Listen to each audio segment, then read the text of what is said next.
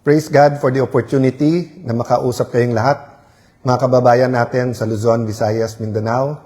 Mahal natin mga OFWs, ang ating mga bayani na nasa buong mundo. Ngayong tanghali, alam kong inaabangan nyo na po yung impeachment. But let's start on a hopeful note.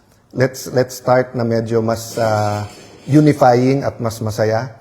Naalala ko po nung maraming pagkakataon na may economic crisis, political crisis, issue ang cheating, stealing, lying, malalaking corruption issues.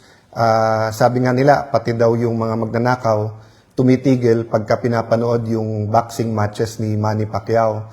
So yesterday, at least dun sa mga may access, ay tumigil din po ang mundo para bantayan po ang ating Filipina superstar na si Alex sa laban niya, and pinakita po talaga niya na yung fighting spirit po at saka yung chase after your dreams at yung ibig sabihin ng hope, no? Let me talk a little bit about the biblical concept of hope. Kasi sa English, pag sinabing hope, and I'm basically listening to Tim Keller, his lecture on Galatians and identity, and also kay Max Lucado dun sa Facing Your Giants. At sinasabi nga nila, and many preachers have said this, no, na kung titignan mo yung Hebrew at saka Greek word for hope, eto'y total assurance. Hindi katulad po sa English na pag sinabing, Alan, magkikita ba tayo next week? I hope so. Alan, sigurado ba yung 2/3, 16? We hope so. Alam mo naman yung kabila. So, yung hope pag ginamit po sa English can be very powerful, but it can also mean na I'm not that sure, di ba? Unlike pag tinignan mo yung Greek word at yung paggamit nito sa Hebrew culture na ang sinasabi total assurance. Yung isang pastor nga po sa CCF Alabang, ang ginamit niya yung rope na parang nakatali-tali na ganung katibay yung hope, no? So I'd like to start out with that note that whatever's happening in our country, especially for young people, di ba, yung violence na naganap recently, I think all of us related kay Alex nung sinabi niyang baka dun sa iba na mga sanay sa ganun level ng competition at yung mga pagiging elite athletes ng kanilang bansa because they had the opportunity, it's not that big a deal, no, to win a match at that level. But for someone from the Philippines, nakaka-relate po dyan yung someone from Africa, nakaka-relate dyan yung someone from East Timor, someone from Bangladesh.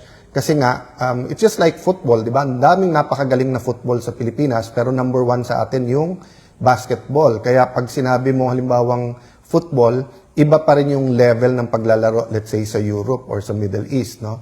So, there are things that bring us together. And I think that is very important, and we cannot forget, despite all our differences, we're all Filipinos. So, the Bible also talks about knowledge, understanding, and wisdom. And kung meron po tayong pwedeng common prayer, anuman ang ating politika, ano ating pananaw, anuman ang ating panig sa lahat ng nangyayari sa ating bansa, I think malinaw naman na we can pray na lahat tayo magkaroon ng tamang knowledge, tamang understanding at tamang wisdom. Pumasok si Brother Robin, tatawagin ko siya maya-maya. The Bible talks about seasons, no? Baka we wanna ask also Robin mamaya yung sa pananaw naman niya, no? Sa mga basic principles sa buhay, based on his faith, no? So, sa akin po kasi, yung seasons, may season talaga ng renewal, pagbabago. At yung season ng renewal, nagsisimula po yan sa repentance. Wala pong nagbabago na nagsasabing, tama ako. Kasi pag sinabi mong tama, ba't mo babaguhin, di ba? So kung yung addict, hindi niya aaminin na addict siya, yan man ay sa babae, sa lalaki, sa sugal, sa drugs. Kung sasabihin, hindi, every weekend, pero ano lang yun, party drugs yun, baliwala yun. Ba't ka magbabago, di ba? Pero pag sinabi mo, functional ako, pero mali kailangan magbago. So yung season ng renewal starts with repentance. So, yes, may acknowledgement sa flood control at corruption. Pero makikita nyo sa SONA 1 year na, makikita mo yung deep repentance, wala doon. Nandun yung galit ng tao. But yung repentance as a nation, repentance ng mga politiko, repentance ng administrasyon na mali talaga Mali talaga kahit anong gawin mo at dapat ibulgar lahat. So ano ba mga headlines today? One, impeachment starts today. Sinabi, yung isang side, 62 trial days, yung isa 30 trial days. Ano po ibig sabihin nito? Kasi 3 times a week lang po kami. So 30 linggo po tayo magta-trial. Okay lang po yon. Kasi napaka-importante po ng accountability. Napaka-importante masunod yung impeachment. But eto po tanong ko, bakit natin ginagawa lahat ng pag-aayos, lahat po para maayos po ang impeachment, 30 weeks, pero walang schedule sa Blue Ribbon Committee sa flood control? Ni isang hearing, hindi makapag-announce kung kailan yung hearing at mabigyan ng pag-asa yung mga witnesses. Pero pagdating dito sa impeachment, ulitin ko po hindi ko criticize. Tama yung impeachment. Tama na isaayos natin to. Tama na nagkaroon ng pre-trial. Tama na lahat tayo maging impartial. But hindi ba tayo pwedeng maging impartial din sa flood control? At napakarami pang ibang corruption issues. No? Senator Marcoleta was arrested today. Hindi ko isa-isahin yung mga issues na pag-usapan na yan during the rally. We know that many people feel it's selective justice, and it's not even only selective justice, pero yung issue ng campaign finance versus plunder, para sa marami napakalayo nito. At sabi nga po ni Congressman Leandro Leviste, di ba, Legarda, na kung ganun, 90% ng politiko makukulong. Pagpasok ko sa Senado, nagulat po ako. Alam ko po na simula nung May 11, nagbago ang Senado. Talagang naging under attack, naging under siege. Talagang nag-attempt ang Malacanang na makontrol ang Senado. Pero nagulat po ako kasi yung Senado is usually just like the House of Representatives, a house of a people. Siyempre may mga gate, no? Pag tinitingnan niyo po yung bagong building sa BGC, mas open po to. Sa Fort Bonifacio, mas open, no? Pero ito, dahil GSIS building at dahil nga nagkaroon ng mga issues, sabihin mo na kailangan itaas yung security. Pero pumunta po kayo dito, mukhang kampo po ang Senado ngayon. Napakalayo pa lang, puno-puno mga pulis, may mga barikada, sunod-sunod po yung mga checkpoints. So it's not only like a military camp, it's like a garrison camp. No? So dun sa nagtatanong na, halimbawa may dumating na foreigner or mga businessman or mga ambassador, sabihin martial law ba? Siyempre hindi. Pero bakit ang Senado ngayon ay mukhang garrison or fortified na kampo, no? So, beneath all of this, there is a creeping economic crisis. Marami sa malilit natin mga negosyo ay may problema. So, on one hand, maganda na tinaas yung sahod, and I'm in favor naman na taas yung sahod. But yung per industry at per business, iba-iba kalagayan. So, maraming small businesses, halimbawa ngayon, 20-30% ang niliit ng kita, endangered na masara. So tumaas nga sweldo, nagsara naman. And dahil ang focus ng gobyerno ay nasa impeachment, wala dun sa anti-corruption, wala dun sa ekonomiya, mukhang creeping na palaki itong economic crisis na wag naman sana. In the meantime, may padating na super bagyo. In the meantime, mayroon na strong or super El Nino. In the meantime, alam natin bagyuhin tayo. Nag-alboruto yung iba nating mga bulkan. So, we have to read the season. So, guys, ang sasabihin ko lang, common sense, in prayer, in knowledge, read between the lines sa pag-aresto kay Senator Marcoleta. Iilan na lang po kami dito. So, paano po nangyari na sa dami ng lumalaban, ang parati pong may kasalanan parate, yung lumaban or yung gustong lumabas yung totoo, no? So, I would dare say there's also a crisis of confidence. A crisis of confidence is not only in the administration but in all politicians. Anong problema nito? Ang makikinabang lang po dito yung extreme left at yung extreme right, or yung komunista at yung pasista. Kasi sila po yung mga lumalaban na mali ang buong sistema at sila po ang mga kalaban ng democracy. So, regardless of our politics, we have to fight for democracy, for our democratic rights. And democratic rights, may freedom po talaga yan to speak out. May freedom po talaga yan na labanan ang corruption. Ang problema, pag nagagamit na yung mga legal institutions at system, humihina po tayo. I'm comforted by the verse I read this morning that the light shines on the darkness and the darkness has not overcome it. Alam mo, habang binabasa ko to, sunod-sunod na yung text na huhulin na si Senator Marcoleta, nandun na sa Sandigan Bayan, Yun, dadalhin na sa payatas and everything. And we're all human eh. So parang nakakawala ng pag-asa, di ba? Yung parang magsa-start ka ng impeachment, ilan na lang kaming abogado dito sa Senado, narinig na natin na pabababain nila yung numero para imbis na 16 to convict, maging 14 o 13. So let's see kung may argument pa yan o wala. Tapos biglang isa na namang kasama mo. And then meron pong mga nagpapalutang, may 2, 3 pa.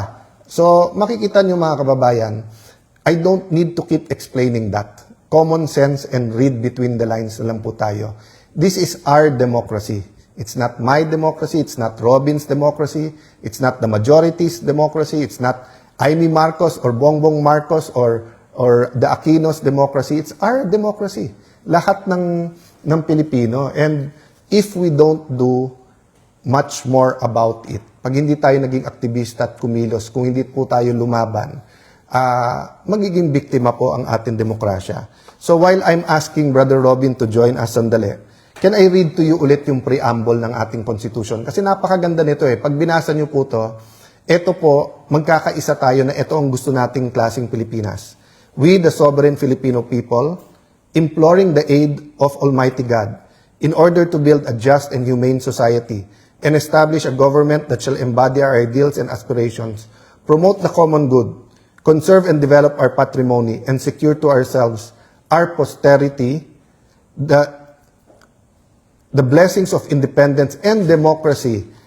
Tingnan niyo po ito the blessings of independence and democracy under the rule of law and a regime of truth, justice, freedom, love, equality, and peace. Do ordain and promulgate this Constitution. So yun po ang pakiusap ko ngayong hapon na to. Paglaban natin ang konstitusyon ng ating bansa. Paglaban po natin katotohanan, labanan natin corruption. Let's not fight each other. Let's fight corruption. Let's debate kung ano yung tama sa konstitusyon. But let's fight for the Constitution. Brother Robin, alika sandali. So usually po, nag-gather po ang minority bago mag-session. Pero ang impeachment naman po, hindi majority at minority. Alaikum assalam, brother. So, brother, mga kababayan natin. Assalamualaikum po. Magandang hapon po sa inyong lahat. Ito po ang, alam nyo, ako po'y estudyante ng kasaysayan. Ito pong mga nangyayari sa atin ngayon. Ito po parang napaka-gifted po nating lahat. Dahil nangyayari lahat sa harapan natin ng isang araw, ito po yung magiging kasaysayan at maisusulat sa lahat ng talaan. At tayo po ay saksi sa mga nangyayari. Kaya ako po ay sumasang-ayon sa sinabi ng aming Senate President ng Taong Bayan, Alan Peter Cayetano, na maging mamatsyag po tayo at wag po tayong parelax-relax lang na parang walang nangyayari. Sapagkat dito po, kapag ito po ang naghusga ay ang kasaysayan, wag naman po sabihin ng inyong mga magiging lahi na kayo'y naupo lang at walang ginawa. Ito po ay tandaan po natin, meron po tayong obligasyon una sa Panginoon Diyos, pangalawa sa bayan natin at sa taong bayan. Huwag po natin kalimutan yun. At napakaganda po nung kanyang sinabi kanina na tayo'y magkaisa, ang kalaban natin korupsyon. Hindi tayong Pilipinong magkakalaban. Yun pong korupsyon ang kalaban natin. At yung mga mapaggawa po ng mga kwento, mapaggawa ng mga storya, yung mga magagaling manira, yan po ang kalaban natin. Panahon pa lamang po ng mga propeta, isa na po dyan, si Jesus Christ, peace be upon Him, ang kalaban din niya, fake news. Sabi nga po dati, ang una daw na gumawa ng fake news si Satanas. Totoo po yun, hindi ba? Kaya dito po sa pagkakataong ito, dapat alam natin kung sino ang kakampi natin. Doon ba tayo sa katotohanan o doon tayo sa fake news? Yun lamang po. Maraming salamat po. So, in behalf ng buong grupo at ni Brother Robin, so addressing ourselves to Christians, Muslims, mga kapatid sa Iglesia ni Cristo, mga Buddhist, mga hindi naniniwala sa mga spiritual, lahat pa rin tayo Pilipino pa rin, bansa pa rin natin to. So ako, sang-ayon kay Robin, first, meron tayong obligasyon sa Diyos. Pero regardless ng paniniwala natin sa Diyos, which is of course most important to us, yung responsibility natin to each other. So paumanhin lang po sa Senate Media, alam kong gusto niyo magtanong about yung pagtanggal kay General Mao. Sasagot na rin kami ni Senator Robin dun sa obstruction of justice. Linilinaw ko po yung buong grupo, we obstruct injustice. Guilty po kami of obstruction of injustice. Yung obstruction po, pangaharang, hindi po namin hinaharang ang hustisya. Ang hinaharang po namin, yung pong kawalan ng hustisya or injustice. So, paumanin lang sa Senate Media, let's focus on the impeachment today. And in the next few days, kasi Monday to Wednesday yung impeachment, para lang pong mabigyan din po namin yung ng substantive na laman yung aming sinumpaan na impartial justice. Having said that, the other issues will go on, and meron naman tayong Thursday, Friday, Saturday during the week, no? At yun, ulit-ulitin po namin. Pwede naman po natin isabay na magkaroon po ng investigasyon sa flood control, sa iba pang DPWH projects, sa corruption sa ating bansa, maging anong ahensya man yan, yung pong mga pang-aapi sa ating mga kababayan, pwedeng ituloy-tuloy po lahat yan. We cannot stop. Hindi one issue nation tayo. Thank you, Brother Robin. At hintayin natin mga kasama natin kung dadaan pa o doon na magkikita-kita. Bantayan nyo po yung impeachment at don't forget, mamaya panoorin nyo po ulit yung laban. I think ang Gilas din, may laban din. So, magkaisa din po tayo at least sa sports po at sa ating mga heroes. No?